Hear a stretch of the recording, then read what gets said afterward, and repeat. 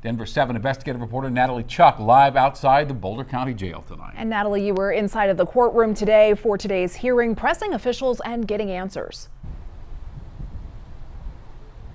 Hey there, Shannon and Jessica. That's right. This was actually his second appearance in court today this afternoon. Now, we've known that the total number of victims has climbed over the course of the days following that attack, but now we know that the total number of charges is also climbing. Today, the judge in the courtroom behind me revealed that that number that was initially released in arrest documents on Monday, that was listed at about 42 counts, has climbed to that number 118. Now, after that court hearing wrapped up, just down the street from us, the district attorney here in Boulder addressed the media and explained that most of these charges have to do with direct impacts to the victims. He also said he wanted to acknowledge just how much the community has come together during this time of need.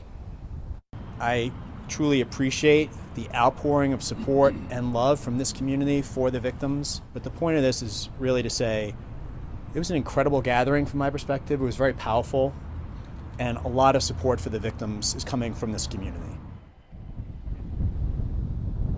Back out here at the Boulder County Jail, I saw extra security on the roof and patrolling the parking lot, just like we saw here on Monday. Today's hearing was also short, only lasting just a few minutes, but this time Solomon appeared to have those bandages that were on his head before removed. Something also different about the courtroom today. 2 benches were reserved specifically for victims. They were empty, but a few members of the general public did attend the hearing. We caught up with one man after it was over. He has lived in Boulder for 13 years, and I asked him why it was so important for the group to show up today.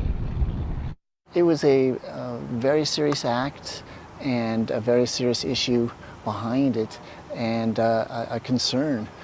We're concerned citizens and caring citizens, so for all parties involved. Solomon's preliminary hearing is now scheduled for July 15th at 1:30 in the afternoon, but this time we won't be back here at the jail. It is scheduled to be in the usual courthouse here in Boulder. Now, as for tomorrow, he will appear in a federal court hearing for that hate crime charge he is facing. I plan on attending that as well.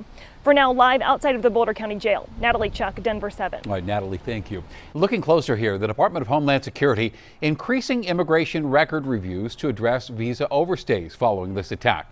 They say the suspect, who is an Egyptian national, was living in Colorado Springs with an expired visa. DHS also confirms Solomon's wife and 5 children are in ICE custody. A federal judge blocked their deportation yesterday.